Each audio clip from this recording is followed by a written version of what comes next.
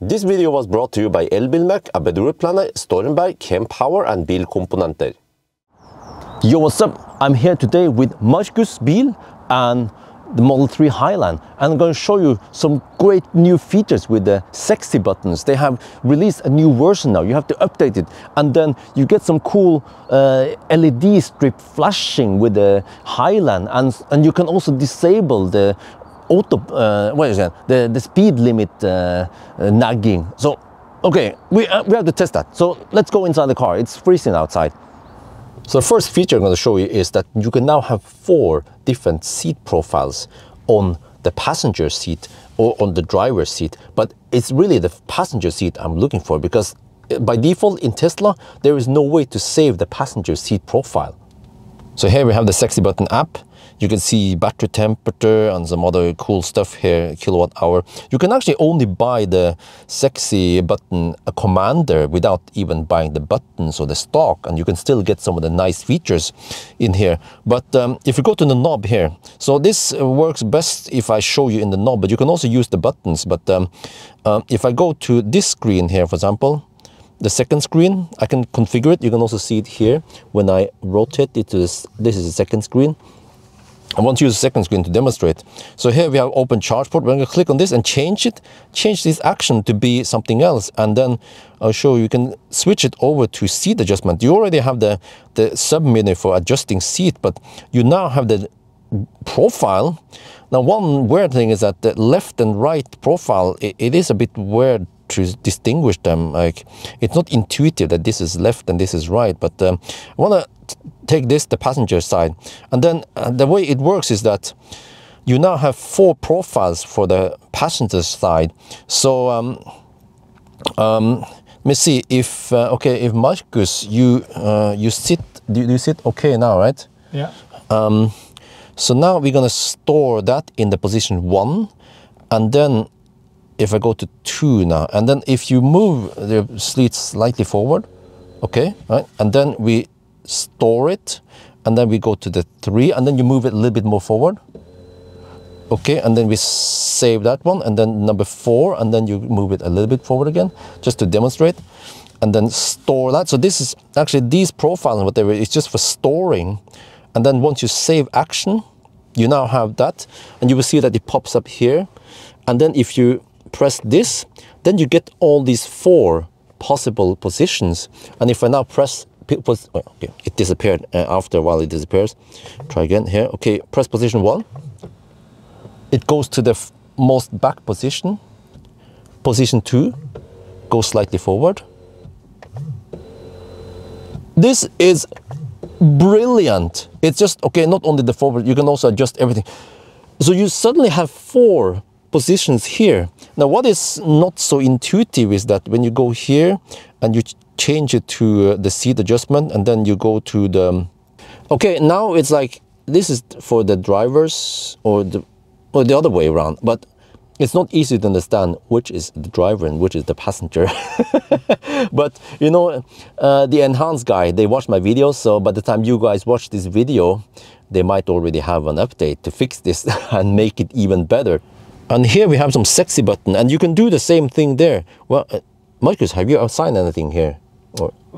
Yeah, but this is the autopilot button. Okay, okay. So if I press it, yeah, nothing happens. Okay, but you can assign, for example, that one position is pressing it, another position is press and hold, third position is double clicking, for example. But it's not as intuitive as going in here and then you see all this. This is pretty cool. When you enter the car, you can have it in rainbow mode and it changes color. It's so cool. And then it goes back there. But also keep note one thing, that this this setting here, the intensity on this, well, let me put it on auto, right? If you go to light here, here you can adjust how bright you want it. So now it's overexposed on the camera. And then here it's quite dim. But if I set it to be kind of dim, you will notice that the enhance or the Sexy Button brightness seems to be maybe the brightest. So That's also a suggestion to the sexy button guys, is that maybe you can change it, link it to this if it's possible, or maybe you can change it individually in the app, because now there's an on-off on that feature. Well, that's pretty cool. So wait, is it when you, yeah, okay, when you open the door you get that rainbow. Okay, cool. And then when you drive now, you see that when you turn the turn signal, it blinks green, but it doesn't do any left, right. It seems like it's just one segment. First I thought, oh, maybe it has multiple segments. It's probably just one segment, at least on the front part, and then yeah. I was hoping that maybe you can only turn on and off one segment, but it's only the blinking for the whole strip. And then for some reason, if you want to use the hazard light, then it will just blink yellow. And then you can change it here in the app if you only want, oh, this is the blind spot. I'm not sure if I'm able to test it, but here now it's, when you blink it, it doesn't do any blinking there, and then it's only for the hazard light. And the next feature is disabling of that annoying nagging sound. It even says it in the app. But okay, at least in Tesla, you have to go 10 over the speed limit before it nags you. So, yeah, but you can change the threshold. So if you go to the disable offset, you can change the offset all the way to 50 kilometers per hour. So if I now change it to, for example, let's say 15 kilometers per hour. Okay, let's say, yeah. Well, it means that I have to go barely legal, but you know, barely legal is my middle name. This is just for the name of science. Okay, if we now just do a quick burst. Yeah, you see, then it triggers at higher speed. But if you do this, disable this, and then just disable the nagging altogether, when you go faster now, there is no nagging. Is this even legal? We are messing up with the EU regulation here. But now, the weird thing is that on the screen here, you still see the speaker icon as active, because if you press this, there's a cross over it. So there's no cross over the thing, you know. It doesn't change the user interface, but the sexy button or the commander just does something in the background. It detects whatever, and then just so yeah. And the next nice feature is when you activate autopilot, like, wait, there, you can then have the freaking rainbow acid effect. But you see, here's what they need to fix, the enhanced guys, because it is at the highest intensity. I don't want that shit at night. So please fix this, either link it to the user interface, which I'm not sure if they can, or at least, yeah, allow you to set it. And then eventually, if there's autopilot nagging, it should show you a different feature.